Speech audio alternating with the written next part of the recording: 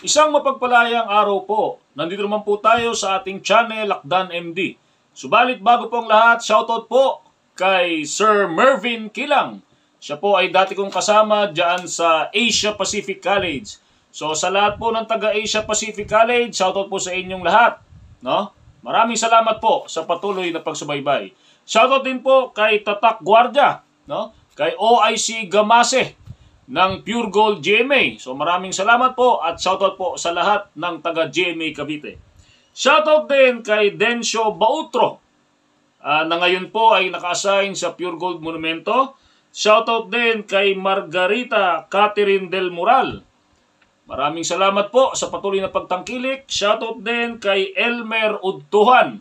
So maraming salamat sa iyo. At shoutout din kay Michael Rivas, isang safety officer, SO2. So maraming salamat po. So sana po ay maraming may maabot pa ang video ito.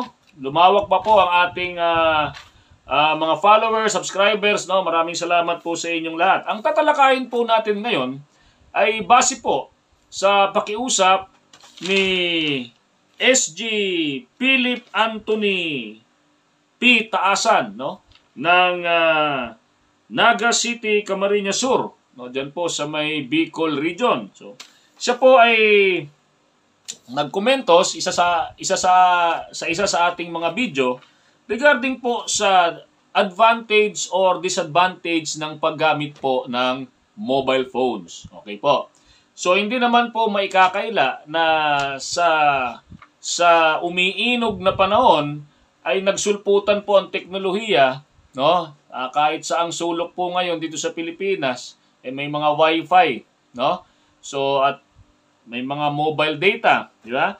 So siyempre po ang security industry ay sumasabay din po sa pag-inog na ito at pagsasaling bago na ito, no?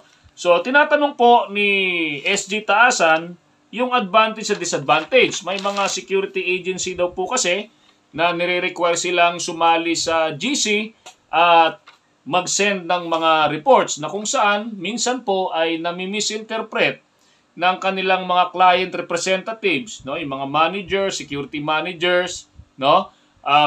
Even mga inspectors na bakit nagsi-cellphone yung ating mga security personnel samantalang minamandato sila na mag-send ng report.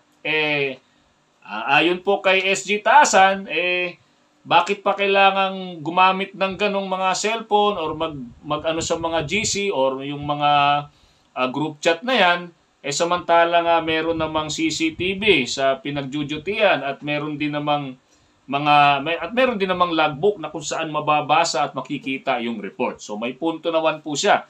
Subalit, siyempre, sasagutin natin tong katanungan na ito. Nagtanong din po siya kung ano ba ang masasabi ng SOSYA tungkol po rito, no? So sa ganung bagay po, kung ano man po ang magiging saloobin ng PNP SOSYA, labas na po tayo doon sapagkat sila naman po ang mas makakabigay ng kasagutan. Tayo po ay magbibigay lamang ng ating pahayag base po sa nilalaman at interpretasyon natin sa Republic Act 11917. Okay. Yung kasagutan po doon sa katanungan ni SG Taasan ay makikita po natin sa Book 7, no? Book 7, Rule 52. So ano po ba yung Book 7 na yan? Professional Conduct, Ethical Standards, Duties, Powers, and Responsibilities. Under po niyan yung Rule 52 ng Republic Act 11917 which pertains to professional conduct and ethical standards of security personnel. So particularly, yung kasagutan po, doon po sa tanong niya ay makikita po natin sa Section 236, no, ng Republic Act 11917. Ano po ba yung nilalaman ng Section 236? Yan po yung Code of Conduct of Security Professionals. Okay po? So sabi po rito, no, kung sasabihin, kung itatanong lang ba natin, pwede bang gumamit ng cellphone, gadget or mobile phone yung security personnel? Of course, ang kasagutan po niyan ay hindi, no?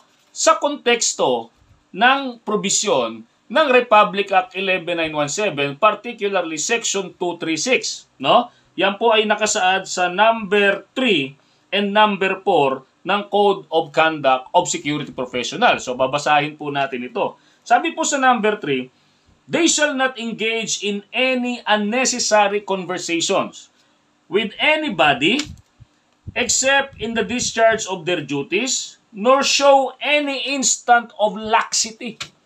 No? Pag sinabi pong laxity, yung pagiging unalert po natin, no? Lousy. Okay? And shall at all times keep themselves alert during their tour of duty. Yan po yung nilalaman ng number 3. Okay? Yung number 4 naman po, kasi po magkaugnay po ito, no? They shall refrain from reading newspapers, magazines, books, and other reading materials, use laptops, mobile phones, binanggit po dyan, and other gadgets, and or do or perform distracting activities while actually performing their duties. So, maliwanag po yung kasagutan, yung nilalaman po ng Section 236, particularly 3 and 4 ng Code of Conduct of Security Professionals. Ngayon, sabi natin, nagbabago yung panahon. Nung araw po kasi, may mga watchman clock na tinatawag, no? Na kung saan iikot ka kada palapag, no? At mag-aano ka ron sa watchman clock. Ngayon po kasi, dahil nagbabago na ang panahon at tayo po ay mayroon ng mga makabagong teknolohiya na ginagamit, dapat po hindi po maging hadlang o hindi po maging sagabal yung paggamit po ng teknolohiya sa trabaho po ng isang security professionals. Ano pong ibig sabihin ito? Bagamat may provision po sa Republic Act 11917, particularly sa Code of Conduct of Security Professionals na technically bawal gumamit ng mga gadget or mobile phone, maaari rin po nating gamitin ito kung ito po ay minamandato ng ating kliyente or even ng ating agency para mapadali po yung ating security monitoring. Nagiging bawal po, sa pananaw po natin, nagiging bawal po ang paggamit ng gadget, mga mobile phone or anumang gadget kung ito po ay nakakaapekto sa trabaho ng isang security professionals. Ibig sabihin, kung nakokompromiso po ang trabaho ng isang security professionals. Ano pong ibig sabihin yan? Gumagamit ka ng mobile phone, ng gadget, naglalaro ka lang. Gumagamit ka ng laptop, kung ano-anong ginagawa mo. Pero, kung yung teknolohiya po ay gagamitin natin to improve or enhance our capabilities for yung security monitoring capabilities, wala pong problema doon. Halimbawa po, kung bibigyan po natin ng instruction yung ating mga detachment commanders, no, yung ating mga officer in charge, chief in charge, head guards, no, especially during night time, di ba?